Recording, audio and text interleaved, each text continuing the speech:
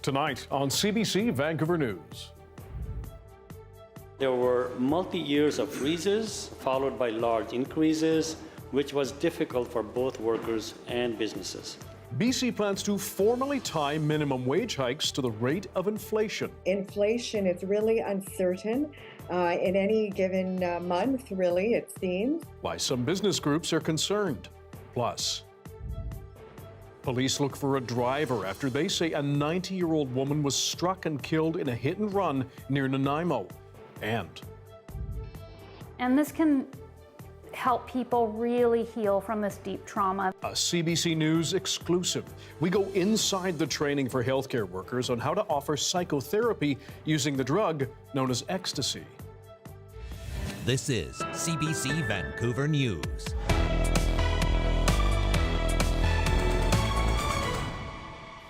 Hello, I'm Dan Burritt. Thanks for joining us. The BC government says it is time to make minimum wage increases automatic if inflation goes up.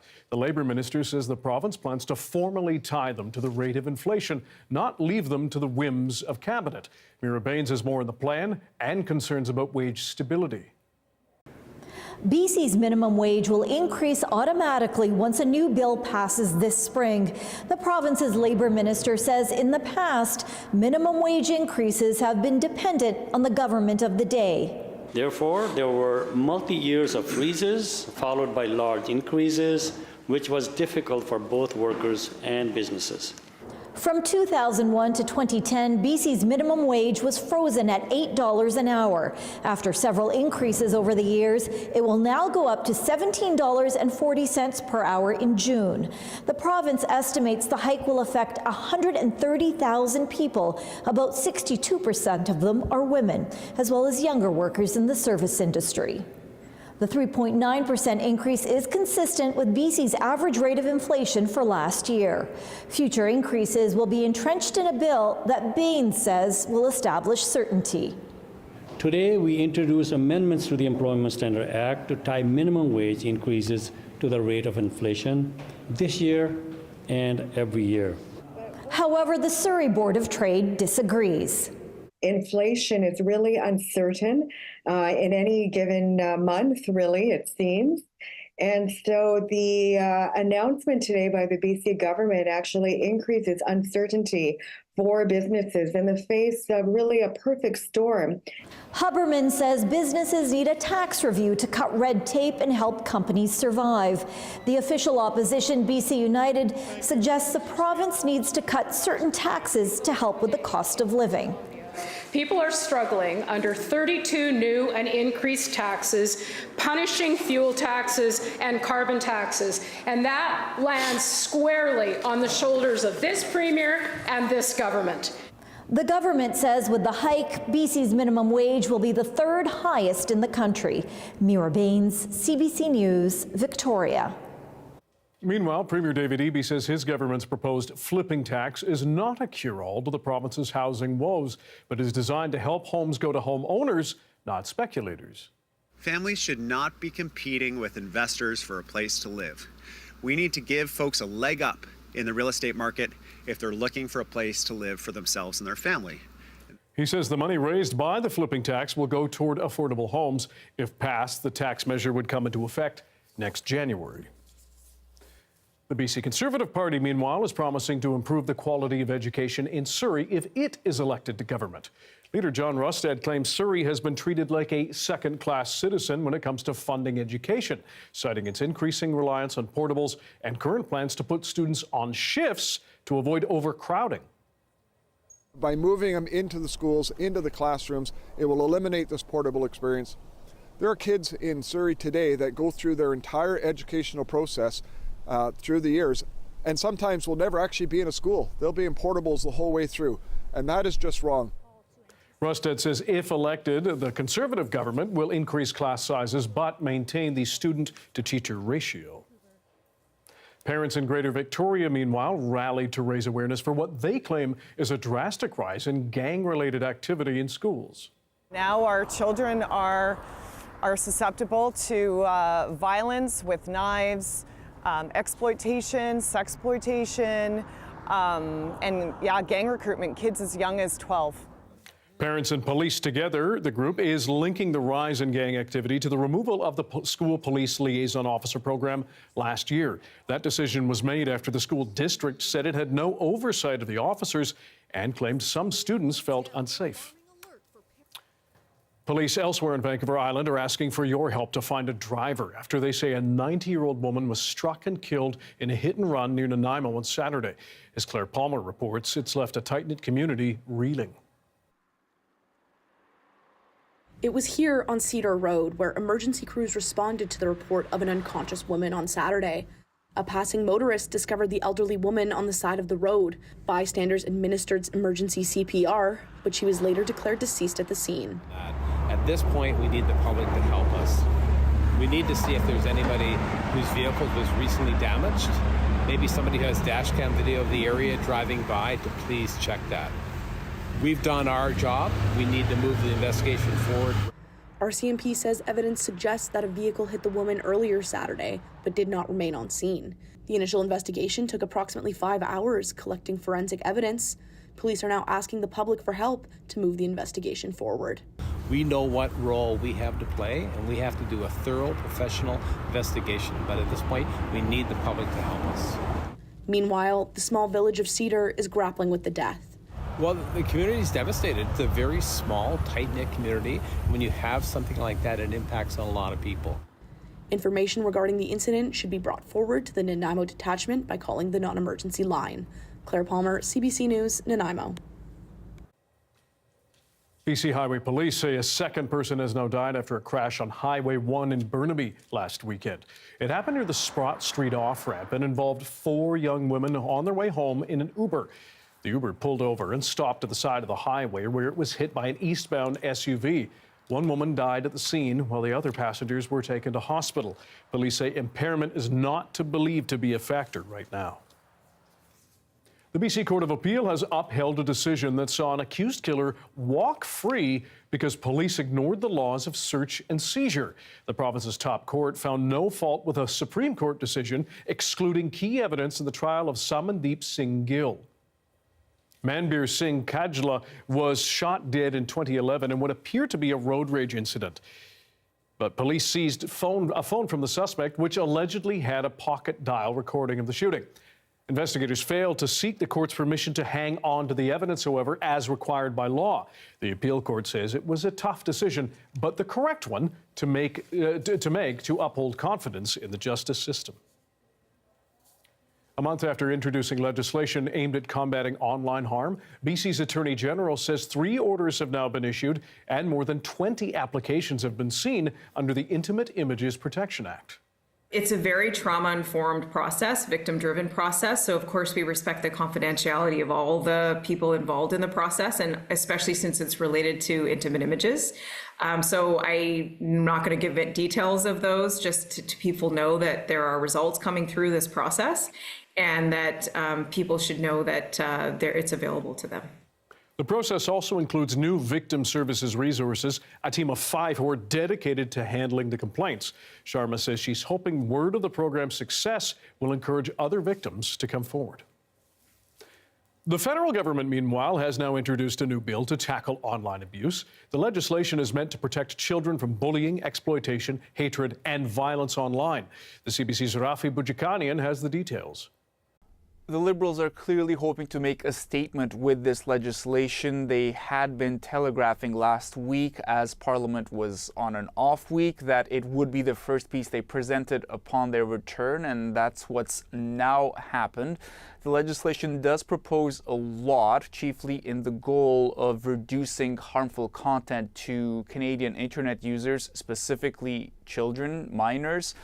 And it defines harmful content in 7 different categories. Some of those do focus on children, such as content that sexually victimizes a child. But their categories are broader. Some of them include content that foments hatred. And to enforce all this, the government would create a new regulator, the Digital Safety Commission, think like the CRTC, but for the internet, when it comes to 2 specific categories, content that sexually victimizes a child or intimate content that's shared without someone's consent. The Commission would actually have the ability to go to online platforms and tell them you need to take this down within 24 hours. We have rigorous safety standards for things like my son's Lego at home. Yet somehow none for the most dangerous toy, not just in my home, but every Canadian home, the screen that is in front of our children's faces.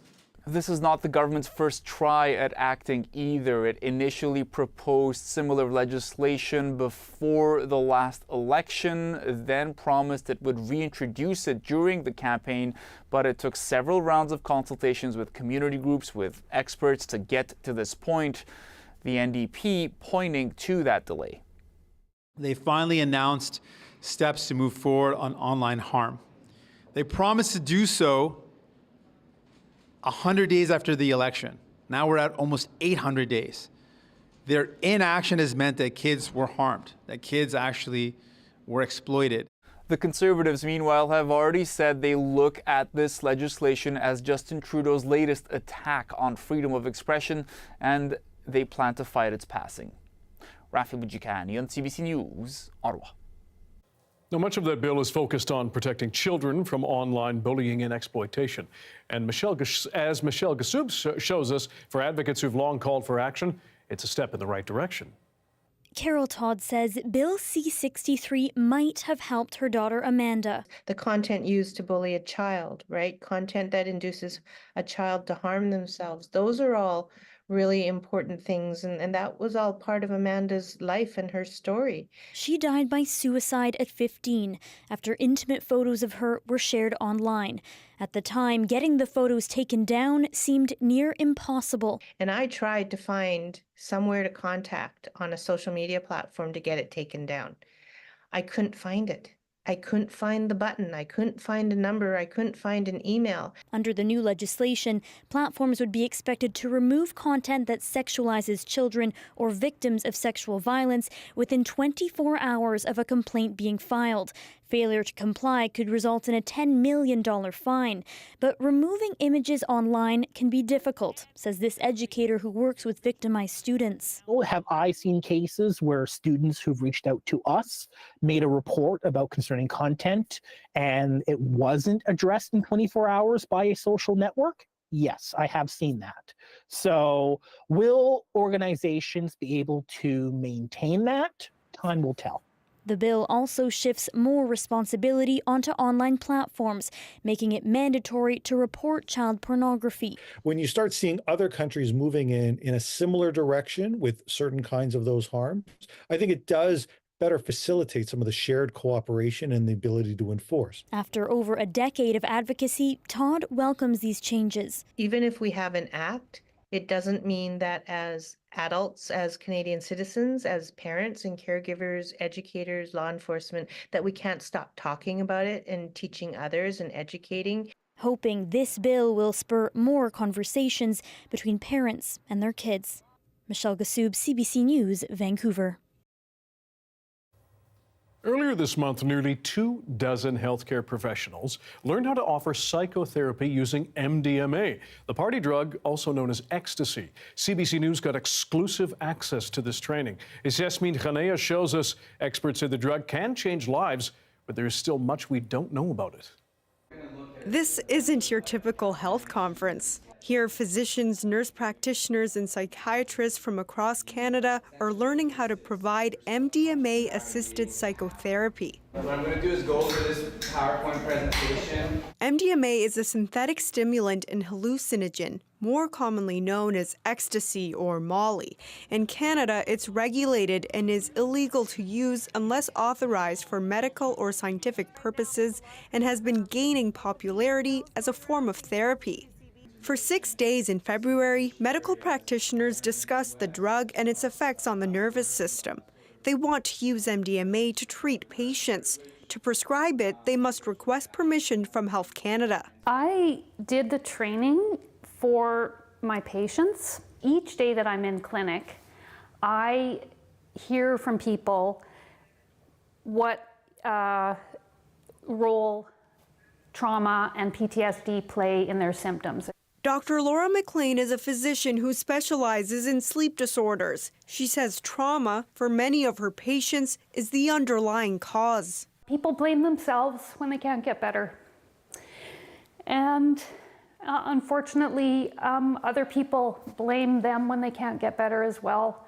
We have this term in medicine of patients being non-compliant. And I think it's a really disrespectful term because everybody's doing the best they can with what they've got, and we need to see people and really hear what they're telling us. Practitioners like her are learning about the patient's experience taking MDMA. 20 people are in this round of training. It's put on by Theracell, a BC coalition of health practitioners who want to expand legal access to prescribed drugs like MDMA and psilocybin. It says another 200 medical professionals are on the wait list for future sessions. Since 2022, licensed physicians and other healthcare practitioners have been allowed to request access to MDMA and other restricted drugs through Health Canada's Special Access Program. Once a practitioner is approved, a Health Canada licensed manufacturer will mail them the drug. Health Canada has approved 41 MDMA requests since 2022. Ingrid Pacey is a Vancouver psychiatrist with more than 40 years of experience helping trauma survivors. She leads Theracell training sessions. The role of the therapist is a bit different because the person may have a very interior journey and, have feelings and work through a lot of those issues internally, or they may engage the therapist. So there's actual psychotherapy that happens while the person is more open, less defensive, less afraid because they've taken MDMA. She says MDMA can be a useful tool combined with therapy. People go back to being young, to times of trauma, or in later years, times of some sort of trauma. And it's important to have somebody right there to comfort them, hold their hand, really support them in whatever they're going on. She has administered MDMA through a Health Canada approved clinical trial and says a typical MDMA session lasts 4 to 6 hours. She recommends patients do 3 sessions spaced out over months. Her patients are given a dose and lay down on a bed, wear eye shades, and listen to music. Pacey teaches medical professionals how to provide talk therapy throughout the experience. In Canada, there are currently 2 ongoing MDMA clinical trials approved by Health Canada to uncover the benefits and health impacts. However, it's definitely very encouraging. I mean, if you look at the results of the studies, the rates of improvement were substantially larger than with what we have traditionally at our disposal. And that includes antidepressant medicines and usual talk therapies like cognitive behavior therapy. The drug can cause side effects, including high blood pressure, nausea, and panic attacks, and is not currently accepted for medical use in the U.S. But the U.S. Food and Drug Administration is reviewing an application to approve MDMA-assisted therapy for PTSD. That decision could come down later this year. Health Canada says it's monitoring that U.S. review with interest. This UBC drug policy professor says practitioners here need to be prepared in case access expands. And it's really, really important that they do it within the context of skilled therapeutic practice. And MDMA therapy is completely different from regular therapy, and we need as many therapist trained as possible so when the door opens, we can provide this service widely. But with the excitement around MDMA comes caution. The trial groups have been small and generally white. This doctor says there is still a lot we don't know. Oftentimes, people with other psychiatric illnesses or addictions or substance use disorders were not included in these studies.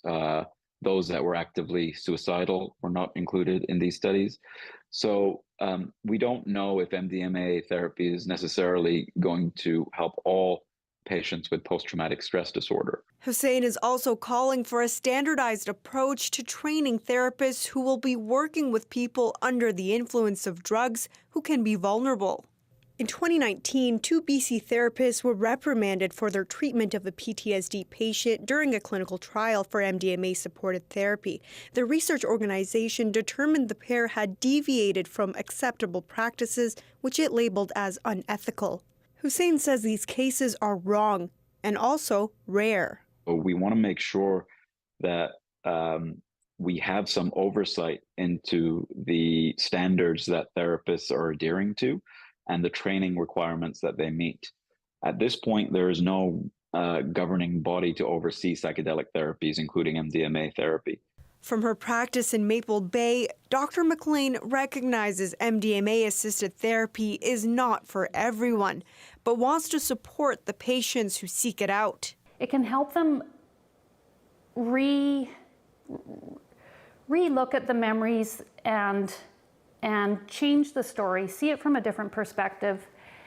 And this can help people really heal from this deep trauma that's been holding them hostage for their lives. She has patients, she says, who are already interested.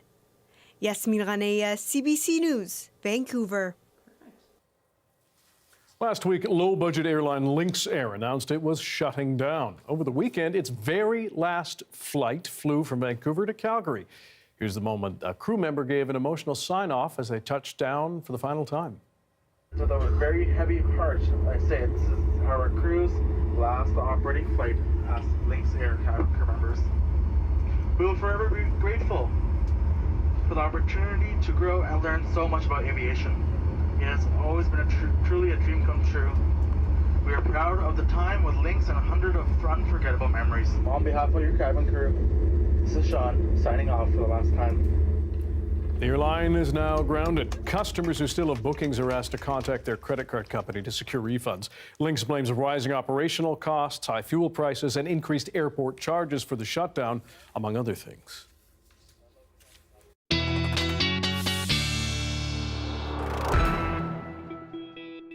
Our science and climate specialist, Darius Madavi, is here for a first look at the weather, and we're in for what might be a treat for some.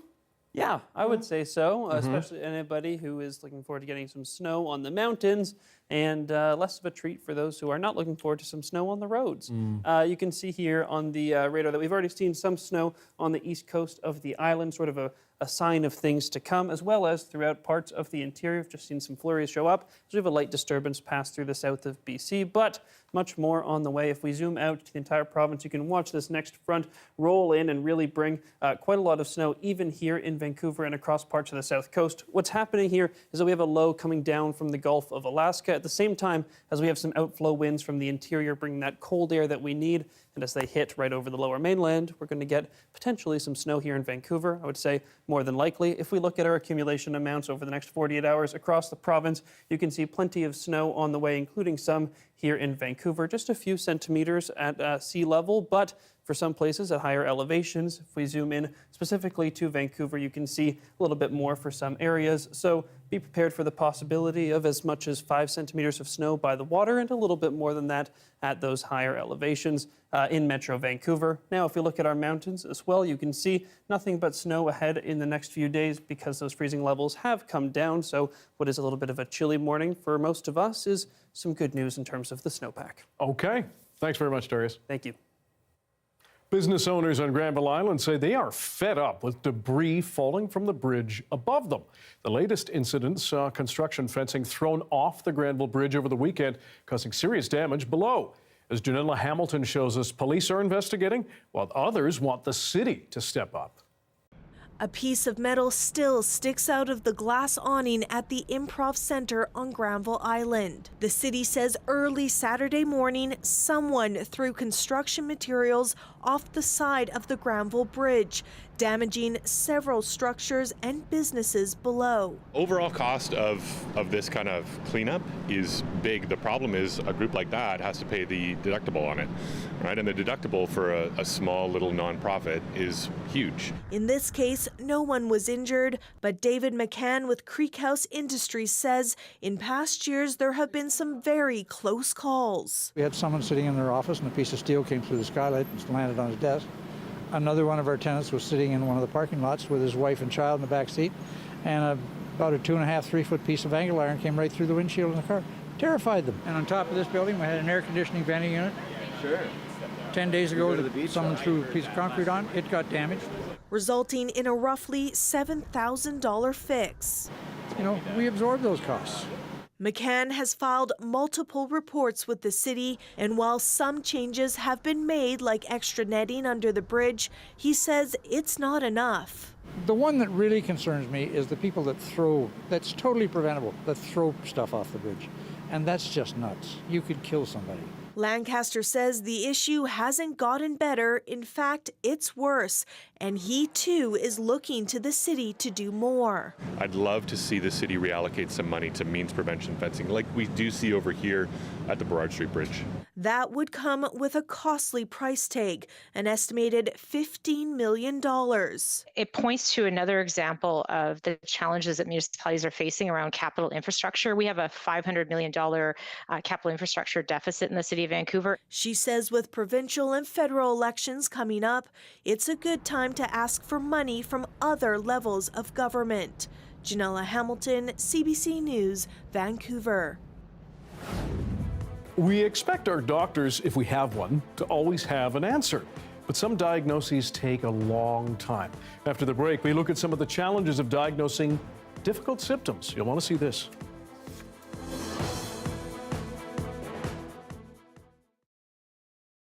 And hello to everyone watching our commercial-free live stream tonight. Thanks for being here. The Kimberly Curling Club in BC's Kootenay is turned 100 this weekend. The club celebrated its centennial with a bonspiel. Before the celebration, our Corey Bullock headed to the Kimberly Heritage Museum to learn more. At the museum in Kimberly, Sam Callis reflects on his mother, Ada Callis, and her many achievements. I'm kind of proud. Ada was one of 4 women who put Kimberly on the curling map. She played third on the Ina rink, having represented BC many times with the team. She was extraordinary. She not only was a curler, but she was dedicated to the curling rink itself. The Ina rink won the national championships in 1962 and 1964, making it into the Canadian Curling Hall of Fame. But curling in Kimberly got its start in the 1920s. There was about 3,500 people living here in about 1926. Winter's long, there's no television, so people got out and participated, in all kinds of sports and activities, curling being one. The club has moved locations many times over the years, and in 1964, the city built the building that the club calls home today. I think a lot of people are reminiscing just, about spending time there and just the people they knew, maybe they've passed on, but, people they knew that were in curling and, just that it was fun thing to do. Past President John McGilvery says the centennial is a huge accomplishment. I think it's fantastic that we've managed to survive 100 years. We're hoping that curling will continue to be an active sport here in Kimberly. Today, the club hosts around 135 members, and this weekend, they celebrated. I think people are pretty excited. They're all happy to be sharing in the celebrations, and it's just a fun sport, so people are having a fun Saturday, enjoying the day. Sims is hopeful the club will be able to continue throwing stones for another 100 years. Corey Bullock, CBC News, Kimberly.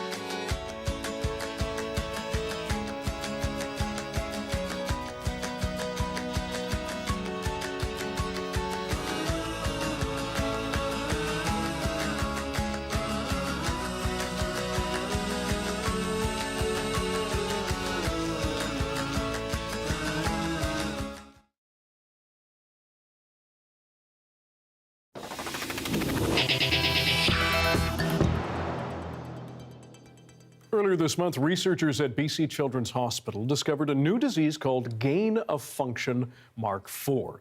It's a breakthrough they say will impact families worldwide by shortening the period of diagnosis for those with similar symptoms. Researchers are constantly trying to diagnose unique or unknown symptoms in order for patients to receive treatment, but the process is often difficult. For more on how family doctors are involved in this process, CBC health columnist Dr. Melissa Lem joins us now. Nice to see you again, Doctor. The term SWAN stands for Syndromes Without a Name, often used to refer to someone experiencing diagnoses or symptoms of genetic conditions that have not been diagnosed. What makes these symptoms especially hard to diagnose? Well, these are the unsolved mysteries of the medical world for a number of different reasons. First of all, they're very rare. Many of us have never learned how to diagnose these syndromes in medical school or residency. And even though there are over 7,000 different rare medical genetic diseases, a lot of us have never encountered them or knowingly encountered them in our practices. Other things that make them hard to diagnose are that sometimes the symptoms arise later in childhood, and also often there's no specific diagnostic test to figure out what's going on because the gene that's linked to these conditions hasn't been identified yet. So if it's frustrating enough for doctors and researchers, what about working with patients on trying to figure out these undiagnosed symptoms? And when do you know we've got to send you to a specialist?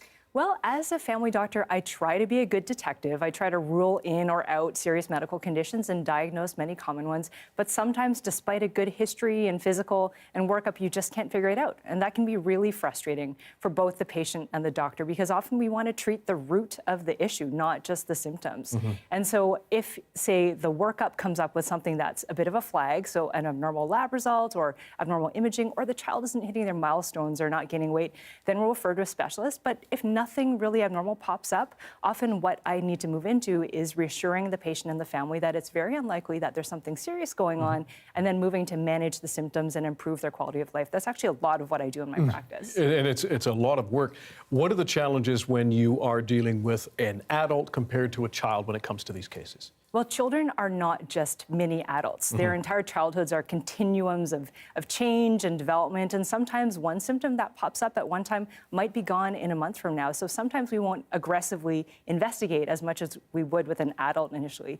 Also, we have to consider the entire ecosystem of the child. We have to think about what's going on at school, what kind of parenting practices there are, what they're eating, to come up with the right diagnosis and a good treatment plan. And often kids, especially if they're young, have trouble communicating. They really rely on the adults and caregivers in their life to interpret and communicate the symptoms. But I will say that even though kids can be challenging to diagnose sometimes, they are some of my favorite patients. They are fun to interact with. They give me really interesting answers to questions if they can answer. And it's a real privilege to be able to work with them and their families to keep them healthy. We appreciate your time and your expertise as always, Dr. Melissa Lim. Thanks for joining us. Thanks, Dan. A tragic story out of Edmonton. The head of a food bank struck and killed by a truck. The driver was fleeing police. More on the search for the suspect after this.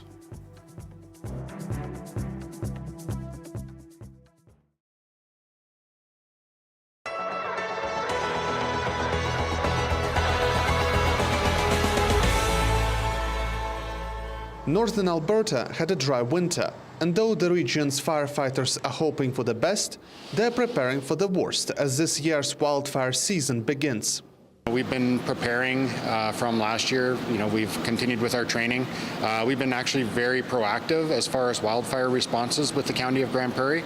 Alberta is experiencing an El Niño effect, which is expected to last until June. El Niño usually brings higher temperatures, and it's hard to predict how much rainfall there will be in the spring. A lot of areas that traditionally would still have snow on the ground right now, like is the case in the Peace region in northwestern Alberta, is starting to see the grass already exposed. So that increases fire danger and the hazard for wildfires. In the county of Grande Prairie, residents must now apply for a fire permit when using outdoor fires to burn fallen branches and yard debris. High Level, Peace River, Whitecourt and Lac La Biche forest areas also have such fire advisories. And in Birch Hills County and Municipal District of Fairview, restrictions are even more stringent. In the county of Grande Prairie, wildfires are already igniting. On Friday, firefighters were called to extinguish a brush fire in the Wembley area, which was started by a recreational fire pit. We're going to be prepared for actioning any fires that we have that are going to be either, grass or wildland fires. We got to make sure that we have enough responders to be able to man all the trucks that we have here, and then also to keep us all safe out there. And then everything behind the scenes also is really important when it comes to food and hydration and making sure that we have people who are getting rest. The county is also adding new firefighters. Applications for full-time and part-time positions are open now. People here are amazing. We do this because it's something we love to do. We come to work and we thrive in these environments. Dennis Cofton, CBC News, Grand Prairie.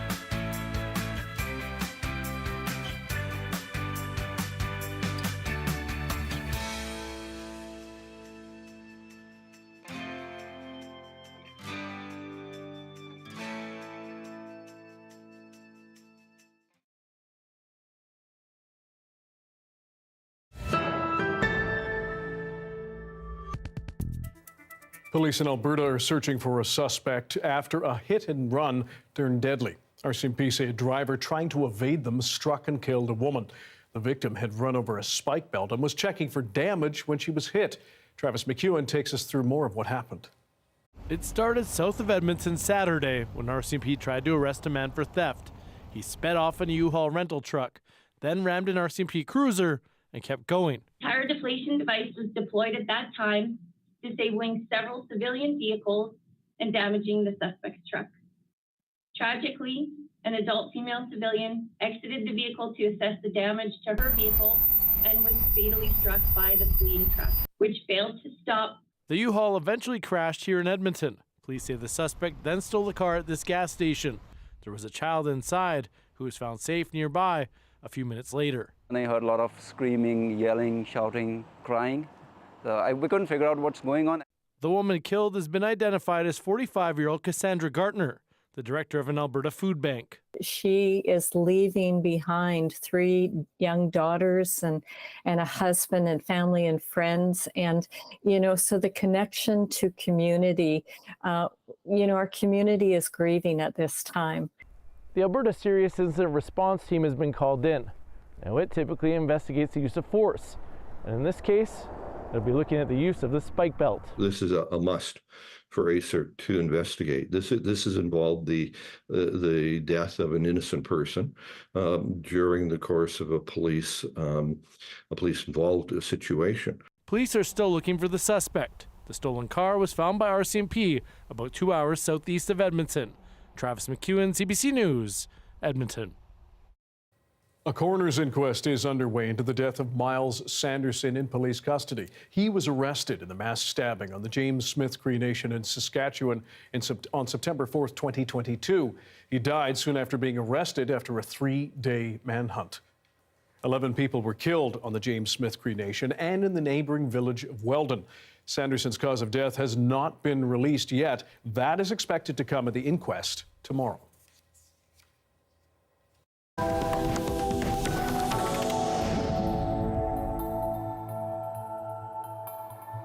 The world found out 10 days ago that Alexei Navalny died in Russian custody. His wife blames the Kremlin. And now a top Ukrainian intelligence official has revealed what they have learned about the death of the outspoken critic of Vladimir Putin. Here's part of his interview with the CBC's Margaret Everins. Він помер саме так, як і написано. Як не дивно, але цього разу Російська Федерація дала правду.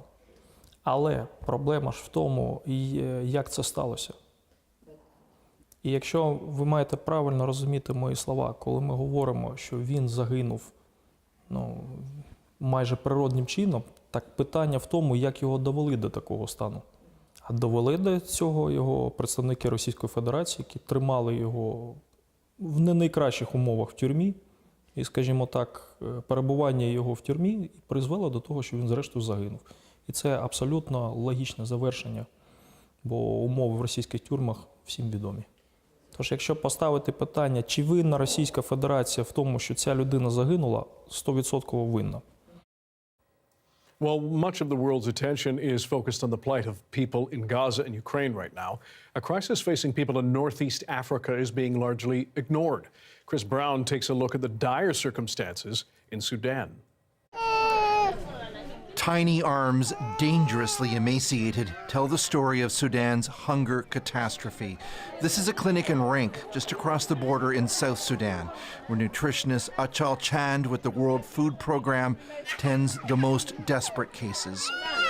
Sudan and its impact on South Sudan is becoming forgotten, and we must make sure that we do not forget this crisis. The torrent of people fleeing Sudan has not subsided in the 10 months since warring military factions triggered the world's largest displacement crisis, driving more than 8 million people from their homes.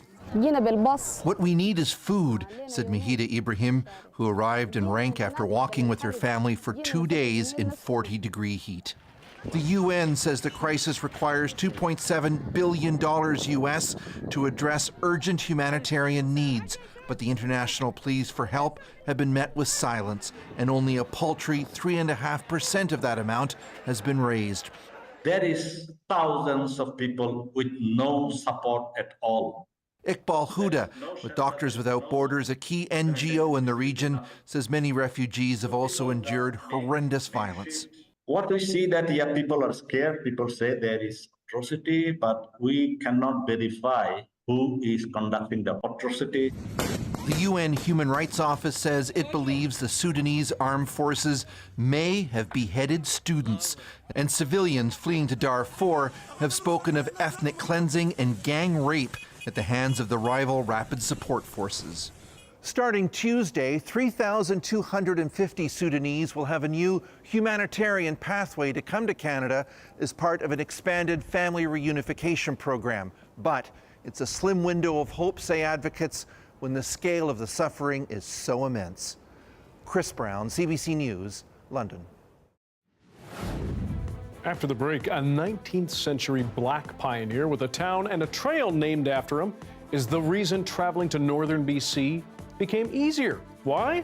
We'll tell you after this.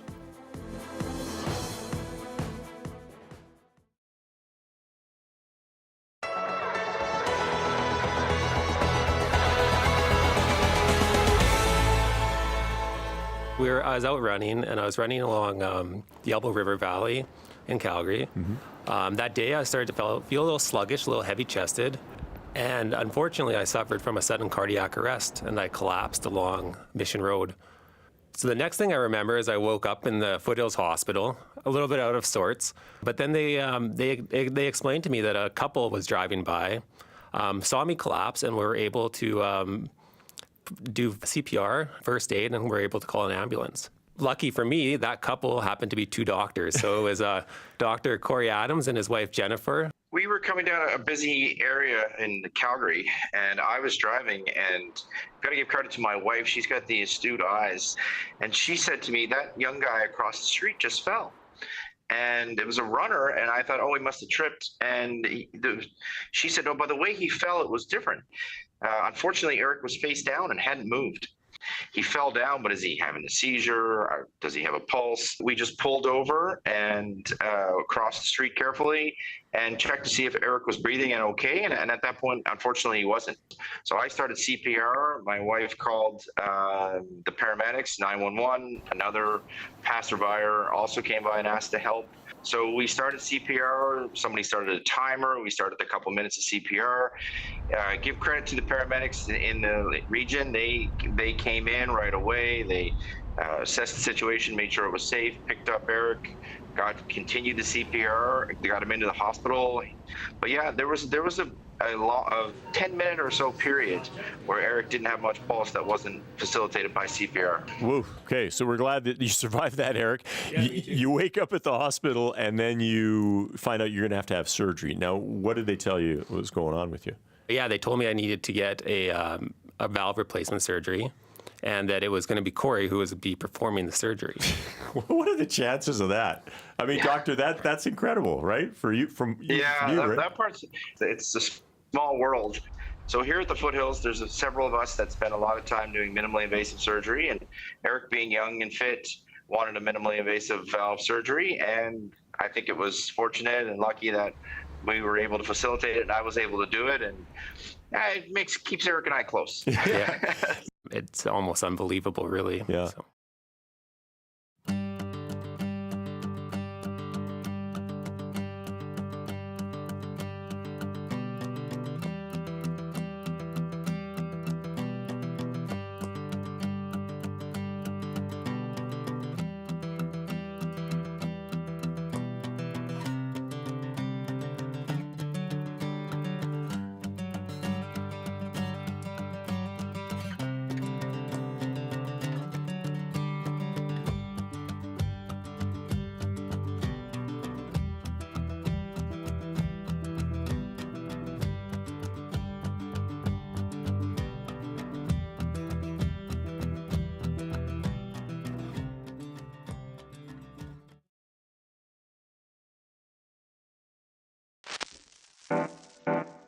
Hey, I'm Rohith Joseph. Vibin' is the new show all about discovering great new songs and fresh artists from across BC and beyond.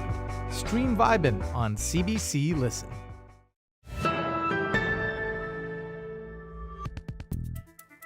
Darius Madavi joins us now, but ahead of the forecast, you're going to tell us about space. So last year's spacecraft deliberately crashed into an asteroid, and the findings of that mission have now been released. What did they find? Well, it was an interesting mission. So this was NASA's first test of planetary defense. The idea that if there's an asteroid coming towards us, would we be able to stop ourselves from going the way of the dinosaurs? And so in order to do that, they sent a minivan-sized spacecraft up to this asteroid. This is Dimorphos, and it is a pretty small asteroid, about the size of the pyramids of Giza, as you can see here. But the actual spacecraft is much, much smaller than that. So how do you manage to hit a pyramid out of the way using a minivan? Well, if you can build up enough speed, you can do that. And actually, the mission was extremely successful. In order to be considered a success, this asteroid, which orbits another one, kind of like a moon, only had to change its orbit by a little over a minute. And instead, the collision changed its orbit by over half an hour. So quite a resounding success. And a study released today found that that's not the only impact that it had. Well, literally. The other impact that it had was actually changing the shape of the asteroid itself. Turns out Dimorphos is not a solid rock. It's actually a collection of space rubble loosely held together by gravity, and so that collision really affected the shape of it. And so what does this mean for a situation where Earth might actually be in danger, Armageddon style? Right. Well, we have some footage of, or an animation of the spacecraft hitting the planet, the asteroid. And so this is what NASA thought would happen. But instead of forming an impact crater like you would expect, it instead flung off mass in all directions and caused the shape of the planet, or the asteroid, to completely change. And so if we have an asteroid heading towards Earth and we hit it with one of these spacecraft, probably not the best idea to instead now have 5 asteroids heading towards us. So pretty good information to have. And now that we know more asteroids are looking like this, it's good to know so that we can be careful when we're sending a minivan to hit the asteroid. No kidding.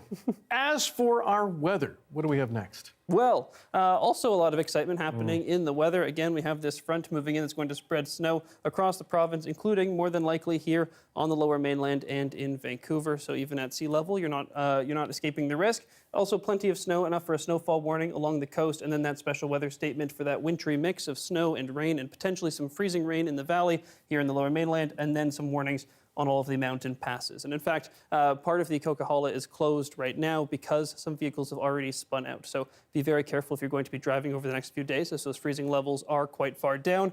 Now, in terms of how much snow is going to come, model amounts differ, but in Vancouver, they're pretty much all saying that it's only going to be around 5 centimeters or less, so not looking like too nasty here. In Whistler, again, the model amounts vary, but on the mountains, there should be plenty of snow. So by the end of this week, those high elevations going to get lots of snow. Good time to go do any of your winter activities that you might want to. But it's not just snow, which means that depending on when exactly the timing is for that snow in Vancouver, if it comes right tomorrow in the afternoon commute, that's the worst case scenario because that's going to be pretty rough. But if it comes a little bit later overnight, we're going to see that transition from snow to rain, meaning it could wipe out all that snow before the next morning commute on Wednesday. So best case scenario, you won't actually see any snow on the roads during your commute because, again, plenty of rain coming as well. And then if we take a look, you can watch the timing here as that system does roll in, bringing plenty of snow across parts of the higher elevations, but just a little bit for the lower mainland. If we take a look at our conditions for tomorrow, you can see plenty of activity across the province as that system does roll in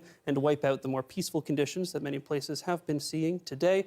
But in terms of a 5-day forecast here in Vancouver, just that rain activity, wet snow and rain tomorrow, and then we see a more consistent rainy forecast as you'd expect in Vancouver in February. No kidding. Thank you, Darius. Thank you.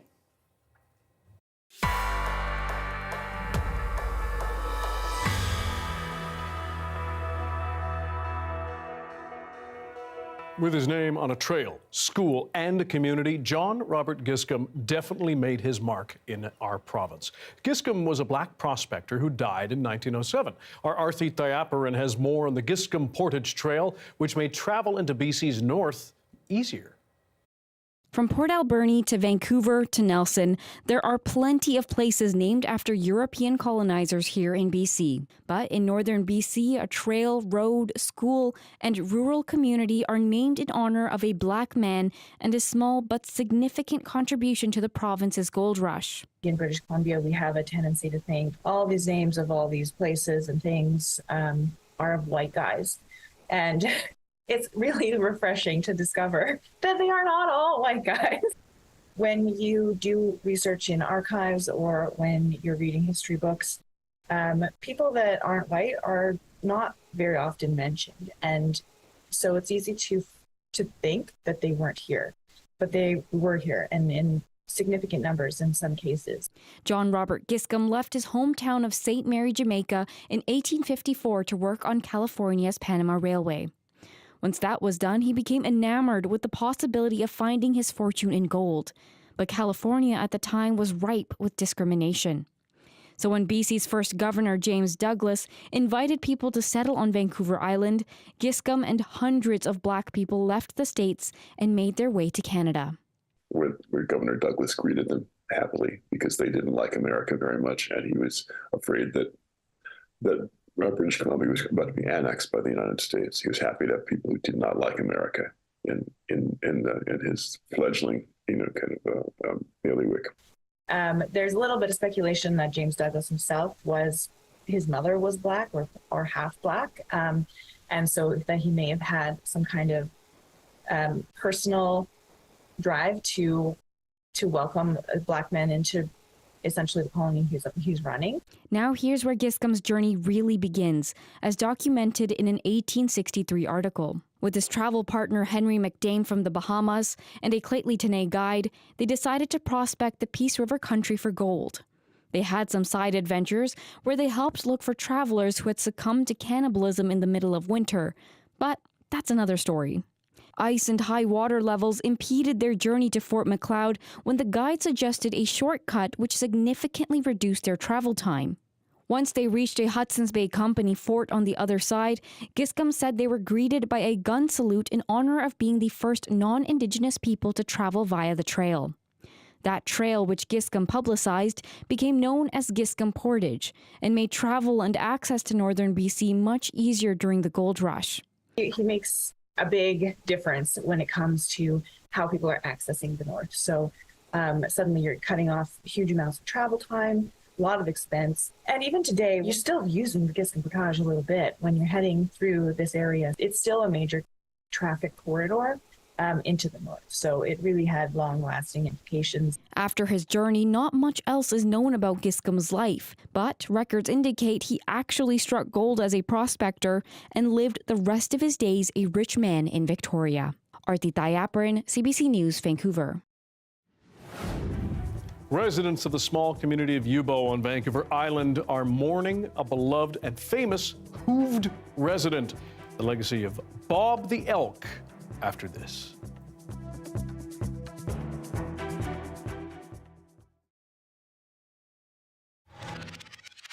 Hallie Clark, 19 years old versus 22-year-old Hannah Nizer, the 5:25. Olympic champion. A great start from Hallie Clark. Imagine how ready she is for this. Wow. Well, her starts 5:25. 34, 30, 29, 25. It's her chance. That's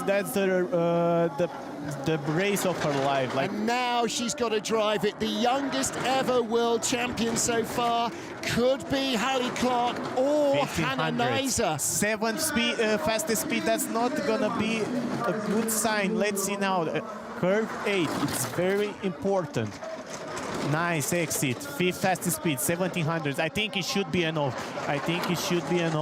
Well, it may be enough to take the lead. Is it enough to beat Hannah Nizer, the local girl on the local track? Four fastest speed, 130 kilometers per hour. It's medal for Hallie Clark. Need at least a silver medal, 56.93. Oh my goodness! It's medal for Hallie Clark. Wow. Just ramping up the pressure. She will be no worse than a silver medalist. Hallie Clark, last year she raced for the first time in the Worlds at 18 and finished 10th for the USA.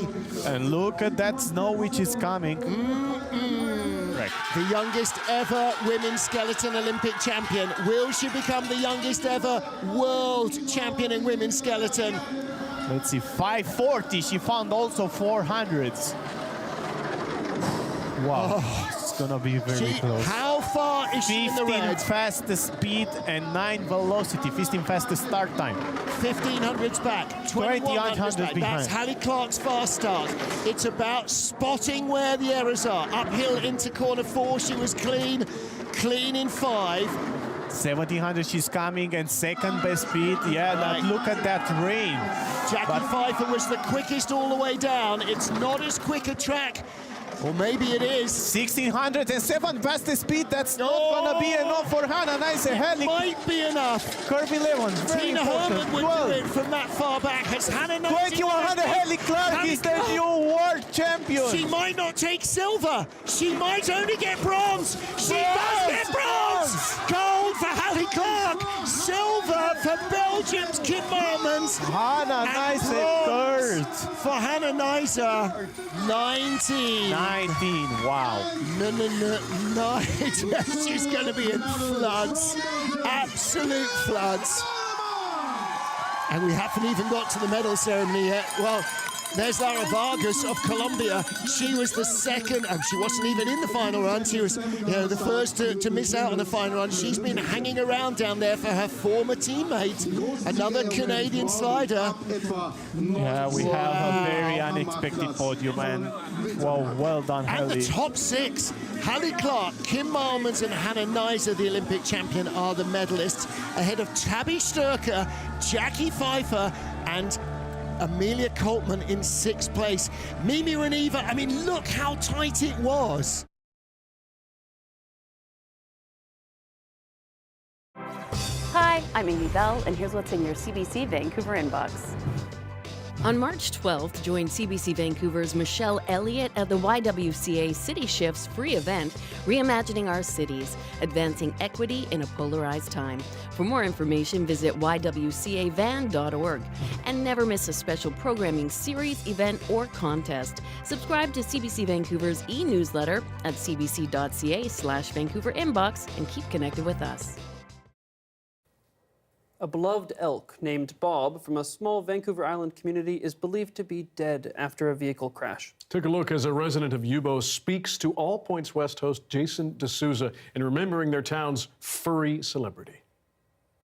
Bob the elk was a common sight, a friendly face that showed up in yards around town. Reports came in that an elk was struck and killed by a vehicle. I didn't really believe it at first. I kind of thought, no, it must have been somebody else. I want to say that, no, it's not him, but the way the police officer described his antlers and everything. It's kind of heartbreaking because he was a bit of an icon, and he was a pillar in the community in a way. I keep on looking out my window, waiting for Bob to stare at me, but he would cruise through town. He would acknowledge you and just keep walking. He was very curious. We spoke with you a few months back now about some of the concerns you and other residents in Yubo have when it comes to the highway that runs through and some of the speeds cars are going. How much of a problem has it become in recent times? I would say it's becoming more of a problem. There's a lot of people from out of town, perhaps, that either aren't aware of, the reason why we're slowing down. I think speed is, of course, the last thing on a lot of people's minds. And that's ultimately what likely led to Bob's demise. What will you miss most about Bob the elk? Oh, his smell. Similar to a horse, but a little bit different. His smell is something that is very near and dear to my heart. Very sad news. Thanks for being with us tonight on CBC Vancouver News at 6. You can watch this newscast on CBC Gem, our free app, as well as on YouTube and our website, cbc.ca/BC. And we'll see you at 11 o'clock, right after the National. Good night.